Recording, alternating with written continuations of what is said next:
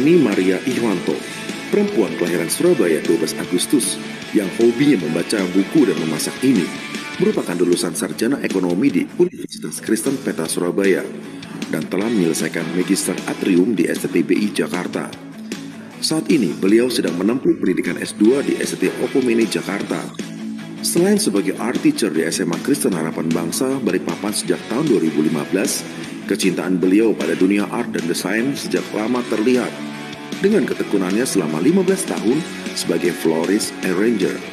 Selain itu, Rani Ihwanto adalah seorang entrepreneur sejati dan memiliki beberapa bisnis, antara lain Amigos Home Decor Gifts and Fancy Stationery Balikpapan di bidang art, serta bisnis di bidang kuliner, antara lain Resto Rindu Laut di Penajam Pasir Utara, Resto Biru Laut di Balikpapan, dan Master Sumo di Balikpapan.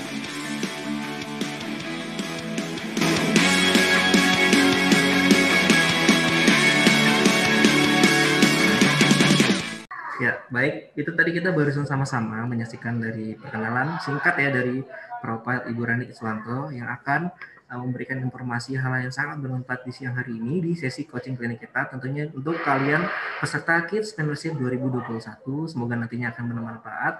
Oke, baik, tanpa berlama-lama lagi ya, sepertinya saya langsung menyerahkan kepada Ibu Rani. Silakan Ibu Rani. Selamat siang semuanya. Oke, misalkan share aku miss ya. Enggak ya, miss aja ya. Oke. Saya akan share screen. Oke. Thank you kesempatannya untuk HBICS yang sudah memberikan kesempatan untuk bisa coaching di bidang HP-nya kurang ke atas ya satu. Entrepreneurship atau kewirausahaan, dan dalam hal ini adalah KRIA gitu ya. Nah, kalau mungkin pendahuluan-pendahuluannya ini nggak usah deh gitu ya. Kewirausahaan kita udah tahu dia adalah salah satu penggerak ya di perekonomian kita ya. Oleh karena itu dia dianggap penting saat ini gitu ya. Kemudian apa itu kewirausahaan? Kewirausahaan itu seharusnya dia harus memiliki mentality dan keterampilan ya. Karena di dalam wirausaha orang tuh harus memiliki itu, menurut saya harus memiliki mentality dan keterampilan gitu. Mentality itu mandiri, kreatif, inovatif, berani, tekun, percaya diri, semangat yang kuat, jujur, pantang menyerah, tanggung jawab gitu ya. Kemudian keterampilan wirausaha itu analisanya, kemudian bagaimana dia merencanakan strateginya, komunikasinya, bagaimana dia mempunyai kepemimpinan, karena dia pasti akan memiliki anak buah ya, adaptasi, dan bagaimana dia berpikir kritis.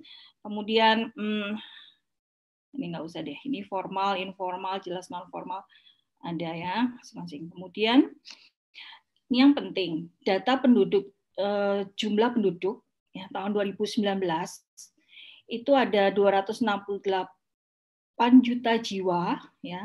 Ini menurut survei tahun 2019, dan 137 juta jiwa itu adalah produktif.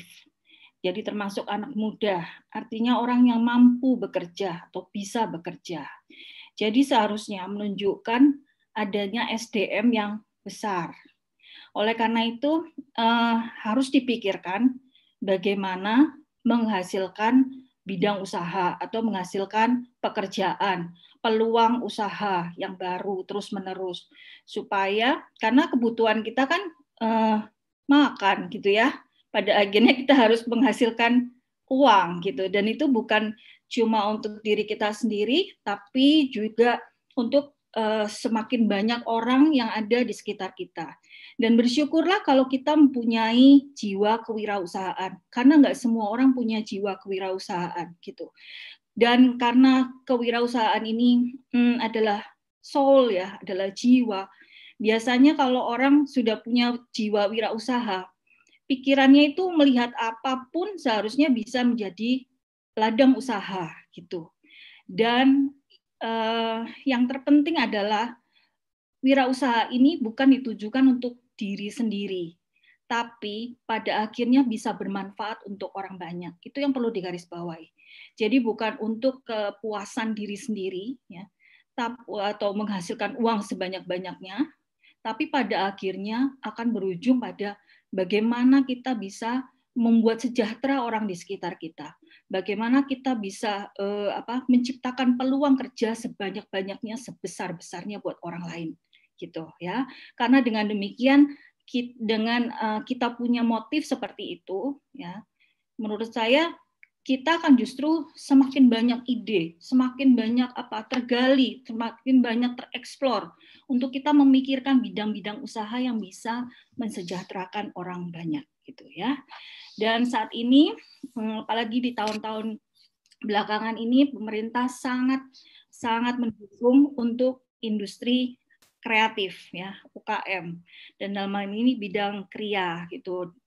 Buktikan dengan banyaknya pinjaman atau modal untuk usaha kriya. Ini dijadikan satu biasanya industri kreatif bidang kriya dan fashion, gitu ya.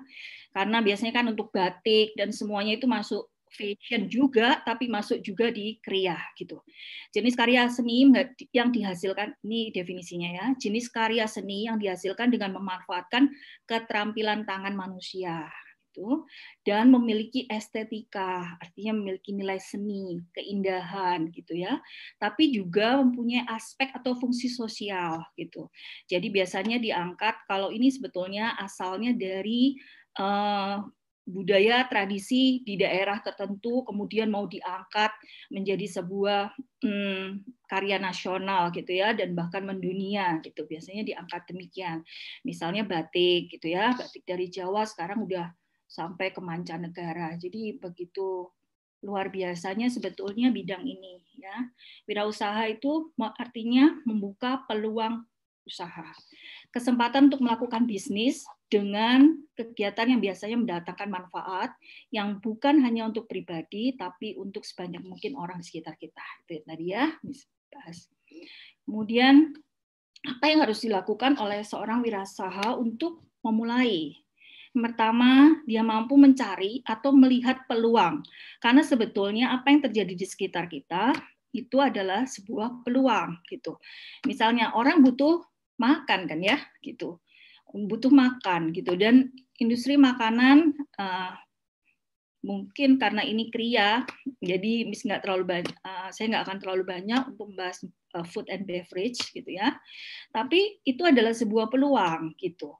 Terus kemudian misalnya kerajinan tuh sabun, orang butuh mandi, gitu ya, karena jadi harusnya itu sebuah peluang. Misalnya orang butuh misalnya tas, bukan cuma tas yang mahal, gitu ya, tapi yang punya nilai seni, itu sebuah peluang, gitu. Kemudian orang biasanya kalau ke pasar sekarang nggak pakai kantongan plastik, gitu ya. Ternyata itu bisa jadi peluang juga, karena dengan demikian bisa membuat tote bag dan sebagainya. Tote bagnya nggak mau polos, sekarang mau digambar. Nah, dengan demikian ada peluang lagi. Nah, banyak sekali peluang-peluang di sekitar kita. Kemudian yang kedua adalah memulai dari apa yang menjadi minat kita atau berdasarkan hobi atau passion kita. Itu lebih baik menurut saya. Jadi kalau kalian suka dengan kriya, berarti ada dong rasa, walaupun kalian misalnya belum jadi expert di bidang itu, tapi ada suka untuk menciptakan sesuatu, untuk create sesuatu, dan suka terhadap benda-benda kriya, gitu ya. Nah, itu bisa menjadi langgeng biasanya usahanya. Kemudian yang ketiga adalah mengembangkan cara berpikir mentalitas wirausaha. Setelah kita menemukan peluang, misalnya kita pikir ini bagus ini, gitu ya, kita akan berusaha untuk mewujudkan peluang tersebut, gitu. Jadi lebih baik kalau kalian masih mencari, dicatat, saya sukanya apa sih, saya maunya apa sih, gitu. Kemudian kita akan berusaha untuk mewujudkan, gitu, memilih, memilah, gitu ya, mana yang cocok dengan kita. Kemudian yang keempat, mengembangkan skill. Jadi kalau kita punya sebuah pandangan, misalnya kalian yang punya usaha, misalnya tadi sabun ya, bisa dengar sabun, belajarlah, jangan sabun yang minimalis, gitu ya, sabun yang asal bisa dipakai, karena begitu banyak produk sabun di luar sana. Kalian harus punya keunggulan. Sabun yang bagaimana ini? Oh, misalnya sabun yang bisa dipakai mulai dari muka sampai sampai cuci baju. Sampai cuci baju bisa, cuci mobil bisa, motor bisa gitu ya. Itu sebuah inovasi gitu, pemikiran-pemikiran seperti itu. Kemudian kembangkan skill itu gitu. Jangan misalnya saya udah bisa nih bikin sabun yang bisa membersihkan gitu. Oh, bagaimana sih kalau sabun yang mengangkat kulit mati? Nah, bagaimana dong sabun yang baunya itu nggak ada di pasaran gitu. Misalnya apa kemenyan gitu misalnya ya kan. Jadi apa namanya kita mengembangkan gitu, mengembangkan apa yang sudah kita mau bikin, mau garap atau skill yang kita punyai. Jangan berhenti belajar karena itu salah satu syarat bagi seorang wirausaha. Kemudian membuat analisa SWOT-nya ya, strength, weakness, opportunity dan threat. Jadi kita bisa lihat, dicatat gitu, strength-nya apa, weakness-nya apa, opportunity-nya, kesempatannya gimana, dan pasti ada tantangannya gitu. Nggak ada usaha yang tidak ada tantangannya. Bahkan bisa saja rugi usaha kita gitu, nggak apa-apa karena itu jadi pembelajaran buat kita dan itu pembelajaran yang mahal buat kita supaya kita berusaha lagi atau mencari lagi lubang lainnya gitu. Tapi itu harus dikembangkan. Jangan takut untuk gagal karena kalau kita nggak pernah gagal, kita nggak pernah lihat kekurangannya apa gitu produk kita ya. Kemudian contoh peluang. Satu tentunya memiliki produk sendiri. Untuk kalian bisa memproduksi sendiri, produksilah gitu. Misalnya produksi kria, misalnya tadi sabun, tas, kemudian apa ya yang ada di sini tuh ya. Banyak sekali ya kria ya, perhiasan atau apalah macam-macam gitu. Banyak sekali industri misalnya yang ada hubungannya dengan itu misalnya kopi atau makanan yang di packaging baik dan sebagainya. Kalian punya sambal, kalian punya ide untuk memiliki produk, bikinlah produk itu. Ya, kemudian ya dengan melihat SWOT-nya ya. Kemudian kalau kalian tidak mempunyai produk untuk diproduksi sendiri, nggak apa-apa. Kalian bisa cari produsen barang itu, kemudian kalian tinggal memasarkan. Oleh karena itu, wirausaha juga harus punya networking ya dengan produsen, antara dari produsen sampai kepada konsumen gitu. Bagaimana dia memasarkan? Coba kita lihat di sosial media. Kebanyakan kita seringkali tertipu loh gitu. Tertipu oleh nggak segitunya ternyata ya sabunnya ya gitu ya. Apa namanya? Ya sama aja gitu. Tapi kita atau krimnya gitu, waduh malah jerawatan kita gitu. Kadang-kadang seperti itu ya kan. Karena itu pandainya orang membuat pemasaran atau marketing untuk menunjukkan kehebatan dari produk yang dipunyainya. Padahal mungkin tidak semua orang bisa cocok dengan hal tersebut gitu. Tapi at least orang jadi kepingin untuk mencoba. Wah ini luar biasa kayaknya, lain nih produknya gitu. Jadi orang ingin mencoba. Oleh karena itu kekuatan marketing, networking itu sangat-sangat besar sekali gitu ya. Tapi kita harus melatih diri kita jangan menjadi produsen atau penjual yang abal-abal ya, yang tipu menipu gitu. Produknya enggak segitunya, tapi promosinya luar biasa sampai orang akan merasa tertipu gitu ya. 1-2 kali orang mungkin oke, tapi kalau begitu banyak orang yang tertipu, waduh produk kita udah alamat nih, kita nanti bakal dicari yang berwajib gitu ya. Jadi jangan punya mental seperti itu. Kembangkan mental yang jujur, baik gitu ya. Karena orang walaupun lambat berjalannya, tapi percayalah bahwa suatu saat waktu orang menemukan manfaat dari apa yang kita jual, mereka akan jadi konsumen yang setia gitu ya. Kemudian apalagi peluangnya? Tidak harus memiliki produk ataupun memasarkan produk, tapi juga bisa jadi blogger, influencer, ya kan? Freelancer, bisa jadi fotografi. Nah, itu peluang-peluang usaha yang bisa kalian kembangkan gitu. Oke. Kemudian jadi kesimpulan dari pemaparan Miss adalah seorang wirausaha itu memiliki tanggung jawab yang jauh lebih besar daripada seorang pekerja. Karena waktu yang diperlukan oleh seorang wirausaha itu ya 24 jam gitu. Bahkan sambil mungkin di tempat tidur kita bisa memikirkan loh gitu. Apalagi kalau kita mempunyai banyak sekali karyawan gitu. Dan kalau hambatan kita adalah kita tidak bisa memproduksi barang karena misalnya keadaan pandemi seperti ini, ya kan? Kita akan kepikiran karena orang yang di belakang kita atau di bawah kita itu sangat banyak. Dan bagaimana kita mau melanjutkan usaha kita, ya kan? Kalau konsumen tidak bisa membeli atau tidak berani membeli dikarenakan keadaan, gitu ya, dikarenakan bencana, gitu. Jadi banyak hal yang dipikirkan dan menjadi tanggung jawab seorang wirausaha atau entrepreneur, gitu. Kemudian misalnya kriya, biasanya orang akan lebih tertarik memang jujur di food and beverage, karena food and beverage itu kan orang kebutuhannya makan ya, nggak ada orang makan itu bisa ditunda gitu ya, misalnya aduh nggak usah makan hari ini, besok aja gitu, nggak ada. Orang pasti akan butuh untuk makan, jadi memang kebutuhan biasanya diarahkan ke makan gitu ya. Nah kebutuhan kayak seperti kriya gitu, misalnya orang ditunda untuk membeli produk kita, misalnya katakan batik gitu, nanti aja deh bulan depan kalau gajian gitu, masih bisa ditunda ya kan, karena dia sekunder. Tapi kalau barang atau tersier bahkan gitu, tapi kalau itu barang primer itu nggak bisa ditunda gitu. Jadi dia punya banyak faktor, banyak kendala gitu untuk dipikirkan gitu sebagai seorang wirausaha gitu, karena dia bukan cuma memikirkan dia nggak dapat untung, nggak dapat cuan ya, nggak dapat penghasilan, tapi juga dia harus mengeluarkan biaya-biaya lain, biaya operasional, biaya pegawai ya kan, biaya fixed cost dan terutama variable cost yang sangat besar gitu ya. Tetapi tidak ada pemasukan. Nah, itu pusing pasti. Kalian pasti bisa melihat orang tua kalian gitu juga pernah mungkin ya, kalau yang wirausaha pasti mengalami hal tersebut. Nah, beda dengan pekerja biasa. Kalau pekerja biasa selesai kerjaan sudah selesai gitu, ya kan? Tapi dia nggak punya tanggung jawab lebih untuk memikirkan bagaimana kelangsungan hidup perusahaan tersebut gitu.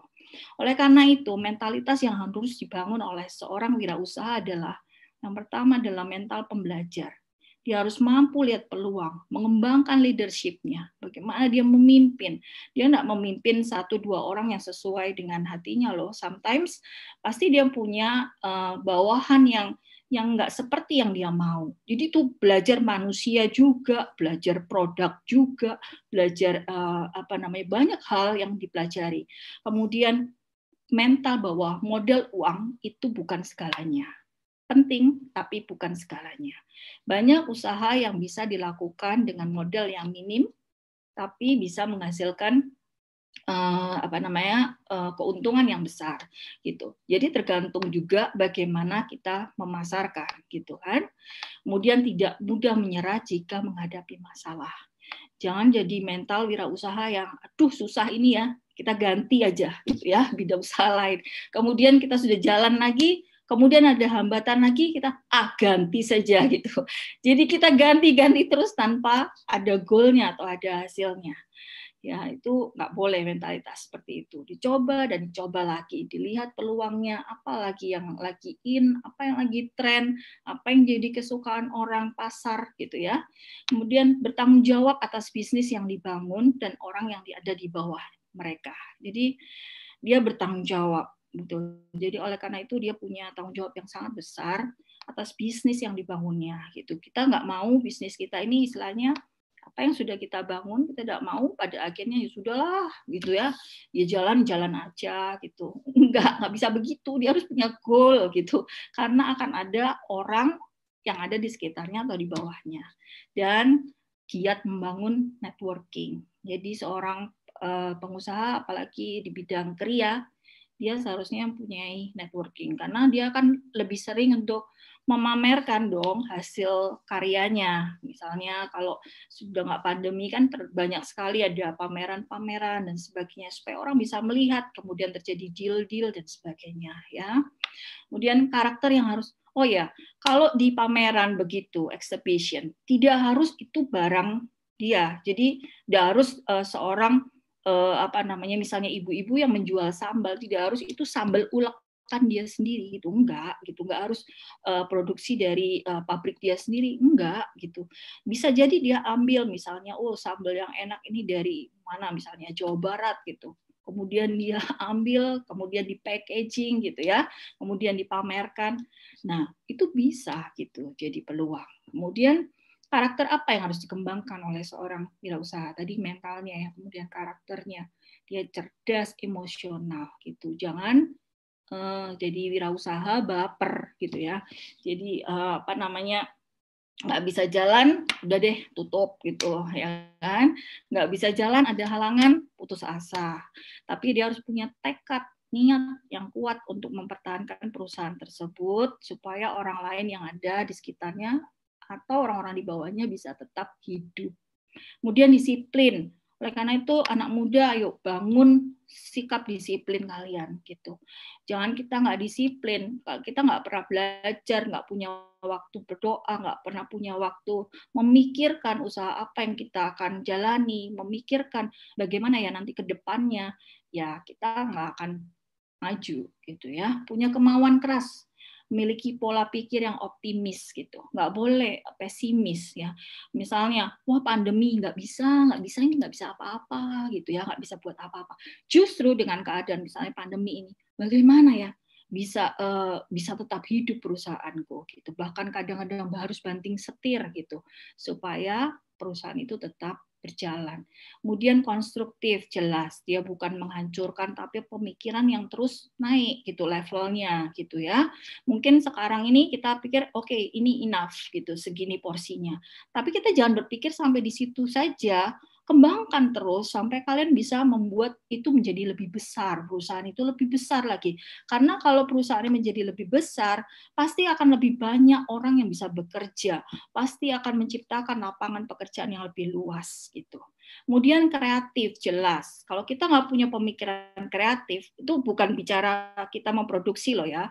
Kreatif itu maksudnya kita punya inovasi terhadap marketing kita, inovasi terhadap bagaimana sih caranya kita punya networking yang luas ya, inovatif, ya nggak bisa maju, ya pasti ada pada titik tertentu pasti akan decline. Kemudian berani ambil resiko untuk kepentingan yang lebih besar. Itu pasti, karena kalau seorang pemimpin tidak berani mengambil resiko ya kan, untuk kepentingan yang lebih besar, ya sudah selesai sudah usahanya ya kan. Kemudian tidak egois. Katakan egois tuh begini, nggak apa-apa, yang penting banyak untungnya gitu. Tapi dia tidak memikirkan karyawannya, tidak memikirkan orang-orang lain gitu ya. Yang penting terabas saja semuanya gitu. Yang penting saya bisa goal gitu. Nah itu tidak baik dan tidak akan bertahan lama usaha yang seperti itu. Kemudian hemat. Kalau mendapatkan keuntungan jangan dipergunakan semua untuk konsumtif, tapi lebih harus dipikirkan bagaimana mengembangkan usaha ini. Kemudian jujurlah pada konsumen kalian gitu, jujurlah dengan konsumen kalian. Tapi jujur itu bukan berarti nanti ini ya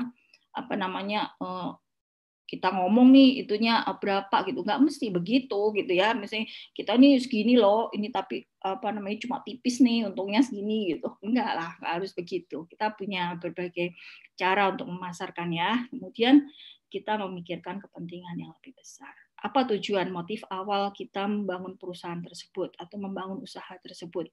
Itu penting sebagai dasar untuk kita memulai sebuah wirausaha atau sebuah pekerjaan. Itu sekian dari Miss. Mungkin kalau ada yang mau bertanya boleh. Baik, terima kasih Bu Rani atas informasi yang sangat bermanfaat sekali. Oke, kemudian untuk teman-teman, bagi teman-teman semua yang mau bertanya silahkan. Sekarang kakak sudah buka ruang untuk pertanyaannya. Mungkin dari tadi ada yang sudah tidak sabar nih ingin bertanya. Silahkan teman-teman.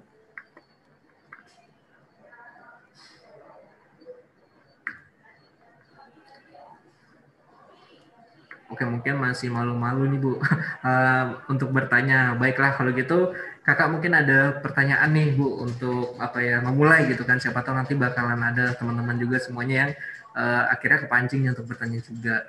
Nah, kita kan tentunya tahu nih Bu, di era sekarang itu sudah banyak sekali entrepreneur muda yang mencoba untuk menggali pengalamannya, menggali apa yang sudah mereka dapat, kemudian menerapkannya di dunia usaha gitu ya, di dunia bisnis.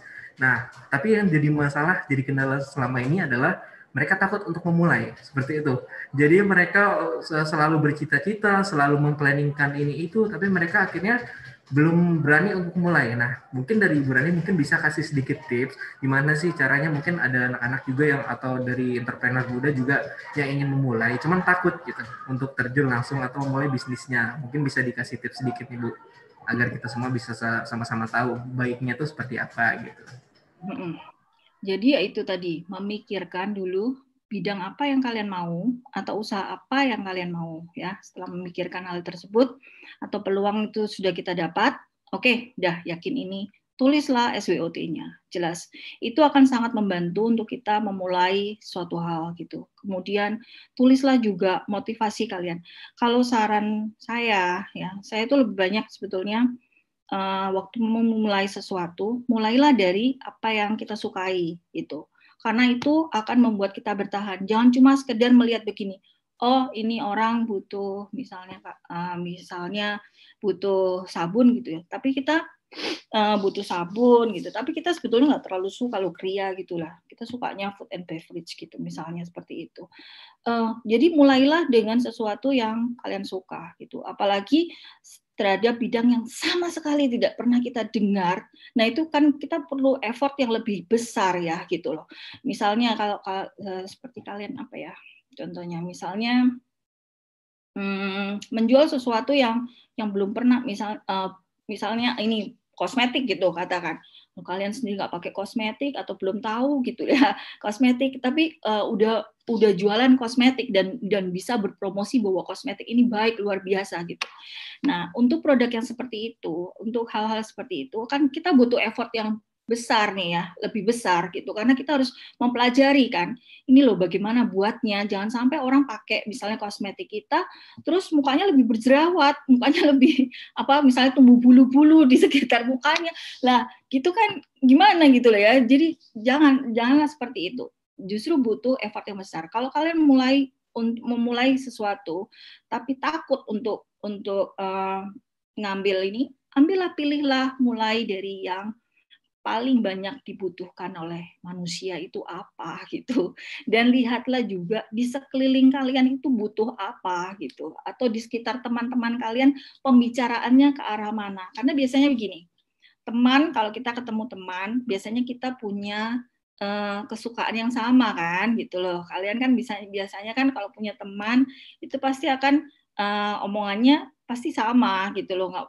ya kan, pasti akan berbicara hal yang menariknya itu, tertariknya pada hal yang sama. Nah, bisa dimulai dari hal seperti itu gitu. Kemudian prinsip bahwa modal itu bukan segalanya gitu. Jadi modal tuh perlu gitu, tapi banyak cara sebetulnya untuk bisa memperoleh modal gitu. Bahkan ada beberapa kita berjualan yang tidak membutuhkan modal, tapi kita tinggal memasarkan. Terus kita menggunakan apa yang kita punya, misalnya handphone, ya kan? Kita pasarkan aja produk ini, ternyata jadi boom, gitu. Jadi tidak harus kita bikin sendiri, misalnya manik-manik terus kita bikin sendiri gitu, enggak harus begitu. Gitu. Jadi terus yang ketiga, untuk memulai ya mulai saja, jangan ditunda, gitu. Karena nanti kita sambil berjalan akan belajar gitu, akan belajar gitu. Oh ini kurangnya ini, oh ini bagusnya begini, nanti sambil belajar gitu. Kalau saran saya gitu ya, daripada kita memikirkan lama banget konsep mulu gitu, tapi nggak jalan-jalan usahanya gitu. Mending kita mulai saja. Kalau memang kalian sudah lihat SWOT-nya baik gitu ya, kira-kira ini bagus ini, mintalah pendapat di sekitarmu yang expert, misalnya orang tua, ya kan, guru, mintalah pendapat mereka atau ahli, dan searching gitu ya, cari info tentang produk itu, kemudian mulailah gitu. Ditawarkan dulu ke lingkungan yang kecil, kemudian lingkungan yang besar. Karena entrepreneur itu sebetulnya jiwa. Saya percaya yang 31 orang di sini itu adalah orang yang memiliki jiwa entrepreneur. Kalau enggak mungkin mau masuk di entrepreneur gitu. Kan? Tinggal dikembangkan saja. Itu Mister. Baik, terima kasih Ibu Rani atas jawabannya. Nah, jadi teman-teman mungkin sudah mendengar tadi beberapa informasi yang Ibu Rani sudah sampaikan, bahwa kita jangan pernah takut untuk memulai. Masalahnya yang paling terjadi saat ini adalah kita sering melakukan perencanaan. Perencanaan itu baik, tapi saya juga senang sekali dengan kutipan dari Mendia Buksadino, Bu, yaitu bisnis yang bagus itu adalah bisnis yang dimulai. Jadi memang kita harus konsepnya itu kita jangan mengkonsepkan itu bagus, tapi kita baiknya juga mengimbangi dengan ya udah kita mulai seperti itu. Nah kemudian setelah itu kita langsung saja nih melihat pasarnya seperti yang Ibu Rani sudah sampaikan juga, apa nih kebutuhan apa yang sekiranya kita melakukan research dari lingkungan sekitar kita dulu, apa sih kebutuhan yang paling banyak diincar atau yang paling banyak dicari gitu kan. Contoh aja sekarang di era pandemi sekarang ini, orang-orang lagi pengennya senang makan aja, makan di rumah seperti itu kan. Nah makanya mungkin sekarang banyak sekali jasa-jasa just tip ya yang kita kenal, dan juga mungkin sekarang itu banyak orang yang berbisnis di bidang food and beverage kuliner, karena mereka sudah mendaftarkan di Gojek dan aplikasi lainnya juga seperti itu. Jadi memang di masa-masa sekarang ini memang kita harus cermat ya Bu ya, bahasanya untuk kita bisa mulai bisnis apa sih yang pas gitu. Oke, kemudian teman-teman, silakan jika ingin ada pertanyaan lain, kita masih punya waktu ya untuk kita ngobrol-ngobrol dengan Ibu Rani terkait di bidang kriya gitu, yang seperti yang teman-teman juga ikuti saat ini. Silakan. Saya akan membacakan, jika teman-teman mungkin malu untuk open mic bisa tulis di kolom chat juga, nanti akan saya bacakan juga seperti itu ya. Ini saya share yang ini aja ya, Mister. Maksudnya yang gini, pengalaman yang saya lakukan gitu ya. Jadi maksudnya sudah saya capai sampai saat ini gitu ya. Jadi itu yang bisa saya bagikan gitu. Kalau yang memang saya nggak ngerti atau nggak tahu atau belum pernah menjalani, ya saya keep dulu ya. Gitu. Kita sepertinya sama-sama sharing Bu ya di siang hari ini, kita ngobrol-ngobrol. Siapa tahu mungkin teman-teman juga punya saran gitu kan untuk peserta yang lain juga. Saya pernah mungkin buka bisnis nih Mister gitu kan di Instagram, coba mungkin ceritakan sedikit apa sih kendalanya. Pasti juga kita kan sebagai entrepreneur tuh punya lah ya Bu ya, soal kendala dan lain seperti itu pasti hal-hal yang sangat biasa sekali. Nah kemudian nih Bu, ini kebetulan nih bahas kendala nih, berkaitan dengan kendala pada bisnis nih. Kira-kira kendalanya itu yang paling banyak muncul tuh apa sih Bu pada berbisnis ini gitu? Mungkin bisa sharing juga ke teman-teman semuanya. Kalau kriya ya, dalam hal kriya, kendalanya gini, kendalanya kita biasanya satu takut produk kita nggak laku, kan pasti itu takut produk kita butuh nggak sih orang itu, gitu. Karena dia kriya ya, sifatnya sekunder, tersier, orang nggak mesti beli itu maksudnya, ya kan? Gitu. Jadi pasti kita ragu. Sedangkan yang untuk yang utama aja, premier kita primer aja kita ragu ya, sometimes gitu, cocok nggak ya dengan orang gitu ya kan, dengan selera pasar gitu. Apalagi yang kriya gitu. Tapi kalau tantangan yang perlu kita takutin tuh sebetulnya diri kita sendiri gitu. Karena ketakutan kita itu nggak pede gitu loh. Padahal sekarang itu nggak seperti zaman dulu kalau memasarkan barang gitu. Saya sempat ngalamin, saya tuh ini saya share aja ya. Saya berjualan itu mulai SMP. SD itu sebetulnya saya udah berjualan gitu. Kan berjualannya itu begini. Saya bikin kartu-kartu. Zaman dulu kan nggak ngucapin apa-apa kan, nggak lewat kayak sekarang WhatsApp atau lewat media apa Facebook apa segala, dulu kan nggak ada gitu ya. Jadi saya suka bikin kartu dari apa yang saya gambar gitu. Untuk demi apa? Demi mendapatkan uang saku sendiri gitu. Nah, kemudian meningkat SMP. Saya mulai berjualan, dan itu nggak menghasilkan loh. Saya jualan kaos itu nggak harus saya buat kaos sendiri gitu, enggak.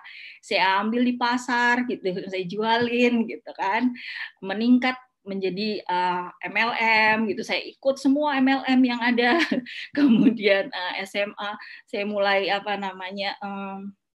mulai berjualan macam-macam parcel segala macam. Wah, pokoknya apa saja palu gada, kamu butuh apa saya ada gitu. Saya selalu gitu sama teman saya gitu ya.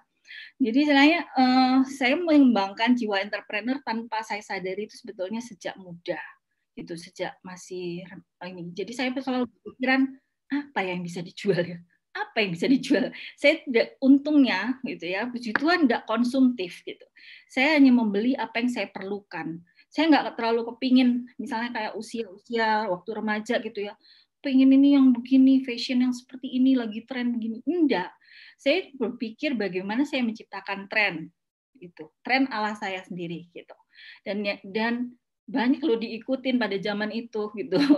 Jadi orang banyak bertanya, ini beli di mana ya kayak begini gitu. Saya masih ingat dulu saya suka bikin gantungan kunci kan gitu. Dan saya pasang di tas saya semuanya gitu ya, sampai bunyi kalau jalan gitu. Segala lonceng-loncengnya itu bunyi gitu. Terus beli di mana ini gitu. Kemudian saya bilang, saya bikin sendiri gitu. Nah, orang mulai memesan gitu. Kemudian stiker juga demikian. Ini bikin di mana ini waktu mereka ke rumah? Saya bikin sendiri. Mereka mulai memesan. Dan dari mulut ke mulut, saya bisa jadi penjual. Dan tanpa disadari, itulah menumbuhkan mental entrepreneur.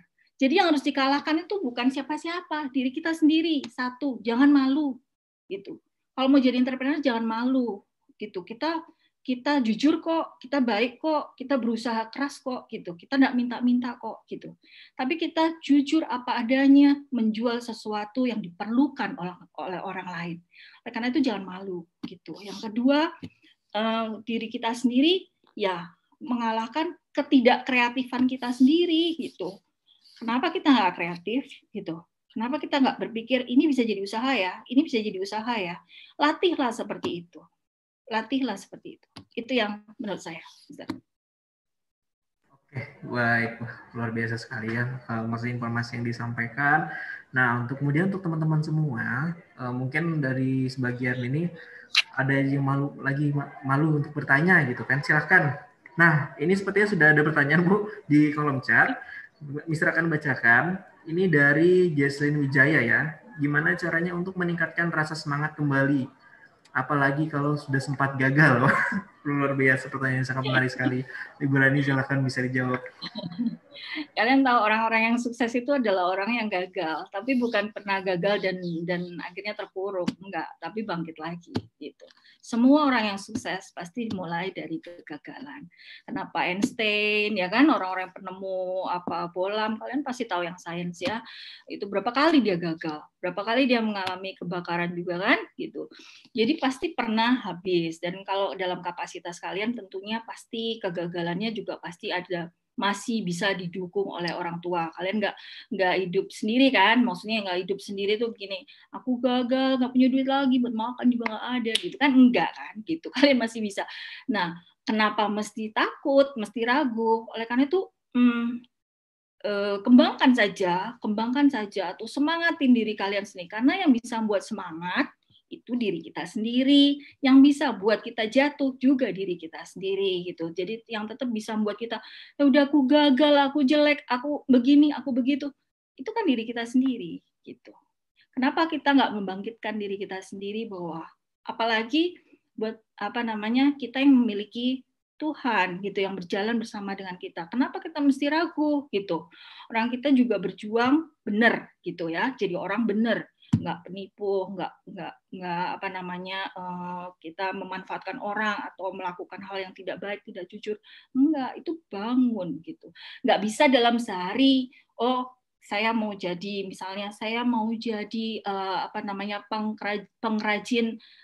pengrajin tanah liat misalnya, dan itu kita nanti bisa sampai ekspor, sampai kemana-mana gitu ya barang saya, dan itu dalam 1-2 bulan, nggak mungkin. Harus diupayakan terus-menerus gitu, harus dikembangkan, belajar terus.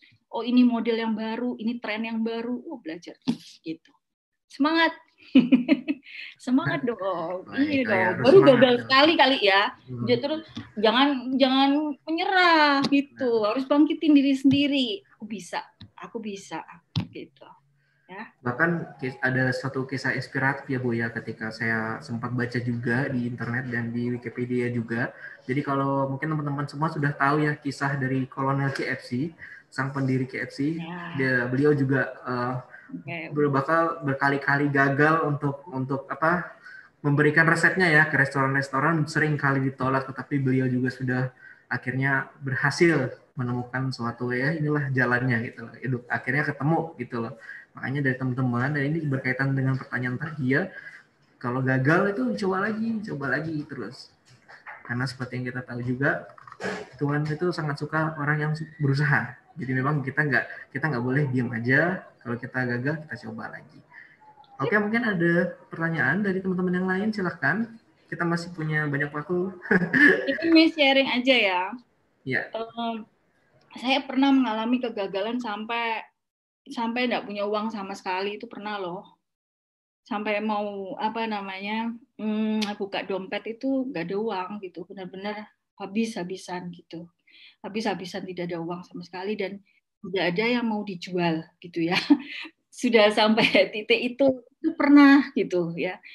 Tapi ya Tuhan itu nggak pernah tertidur gitu ya, untuk orang yang mau memang berusaha keras, berjuang gitu. Kapasitas otak kita itu seharusnya besar, luas. Kalau komputer itu entah berapa giga gitu ya, luas sekali gitu. Tinggal kita mengeksplor bagaimana, dan Tuhan itu kasih kemampuan kita untuk mengeksplor itu gitu.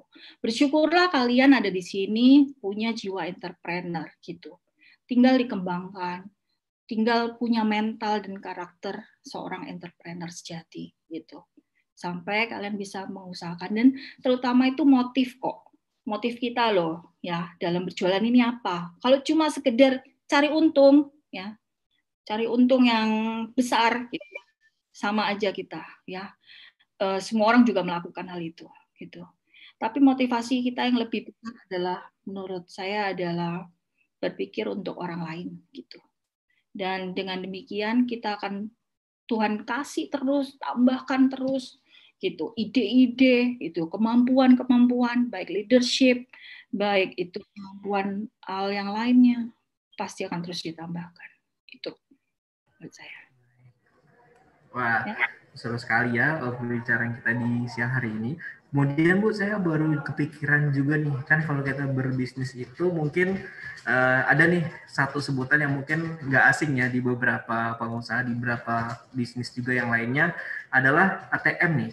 Nah, yaitu amati, tiru, dan modifikasi. Ini juga salah satu menjadi pertanyaan banyak ketika saya membuka forum entrepreneur dan segala macam. Nah, saya ingin menanyakan bagaimana pendapat Ibu tentang konsep ini?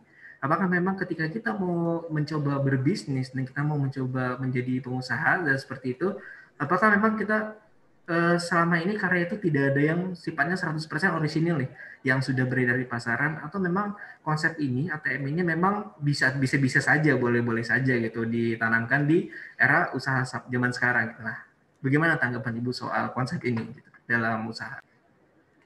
Boleh saja, nggak masalah gitu. Karena setiap orang itu kan punya ciri sendiri pada akhirnya gitu ya. Walaupun dia sudah misalnya mengamati, oh ini kira-kira bagus ya. Misalnya seperti industri apa ya. Misalnya kalau di makanan itu katakan misalnya tahu goreng gitu ya. Katakan gitu, tahu goreng. Hari ini si A buka tahu goreng dan begitu laris gitu. Terus kita jadi, wah enak ya tahu goreng ini ya, gitu ya, industri tahu goreng ini enak banget gitu. Terus kita mulai lihat gitu ya, kita mulai duduk di situ bahkan gitu ya, wah sehari dapat berapa ya omsetnya gitu. Kita mulai cari tahu, kita mengamati, kemudian kita timbul niat untuk bukalah di halaman rumah kita gitu. Kita akan membuka tahu, tapi dengan yang berbeda gitu, inovasi berbeda. Boleh saja, nggak apa-apa, karena rezeki setiap orang juga berbeda-beda, sudah ada ininya, ya kan? Itu. Yang penting kita mengusahakan yang, tapi kalau kita punya dari passion kita sendiri gitu, itu pasti akan berbeda gitu. Menjadi entrepreneur yang cuma mengamati, meniru, ya kan? Itu akan berbeda dengan yang memang dari dalam hati kita, dari hidup kita sendiri untuk kita lakukan gitu. Misalnya kalian punya hobi apa ya? Hobi menggambar misalnya. Kalian punya hobi melukis. Oh, aku mau bikin usaha yang ada melukisnya, atau at least aku bisa mengumpulkan teman-teman yang suka melukis, kemudian kita buat usaha sama-sama. Nah, itu berbeda gitu loh. Dari sekedar cuma kita melihat orang lain, karena belum tentu waktu kita meniru, mengcopy, itu bisa seperti orang tersebut gitu. Nggak mesti. Boleh, tapi lebih baik sih kalau saran saya yang emang original gitu. Original. Gitu. Berarti memang sebenarnya di sini passion juga, keinginan kita, atau mungkin kalau kita sebut tuh hasrat ya. Ingin kita, misalkan teman-teman juga mungkin ada yang suka bermain dengan Instagram, mungkin bisa dimanfaatkan ya Bu ya. Maksudnya, wah bisa nih dijadikan sebagai media pemasaran nih gitu kan. Apalagi untuk anak-anak zaman sekarang kan memang hal digital itu bukan hal yang asing lagi ya Bu. Tapi memang sudah menjadi konsumsi selayaknya, banyak juga yang pakai. Nah, mungkin juga karena sekarang ini kan kita sudah menginjak industri hampir mau ke 5.0 Bu, yang mana nanti ke depannya itu akan hampir banyaknya menggunakan media digital. Yep. Nah, seperti itu. Jadi dari teman-teman mungkin sudah mulai nih ngelirik hal ke sana gitu. Karena setiap salah satu juga yang pengusaha itu punya ini ya, punya ciri khas tersendiri gitu. Jadi nggak usah khawatir, kok saya nggak seperti dia ya, atau kok saya ini ya gitu. Nggak usah, kembangkan saja apa yang ada padamu gitu, supaya itu memang dari kamu dan itu dikembangkan terus gitu. Percayalah bahwa mungkin saat ini masih merintis, namanya juga merintis loh. Kita nggak mungkin punya usaha yang langsung wah hebat gitu, luar biasa, enggak. Kita pasti akan merintis, dan itu nikmatnya proses gitu. Karena kita akan melihat bagaimana peningkatan demi peningkatan yang kita peroleh sampai kita mencapai apa yang kita mau gitu. Itu indahnya proses.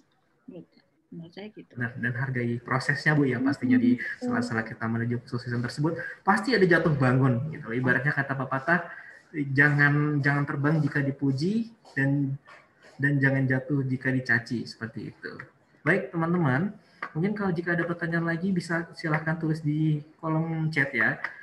Mister akan membacakan karena waktu kita tinggal sedikit lagi. Mungkin satu pertanyaan terakhir, silakan teman-teman.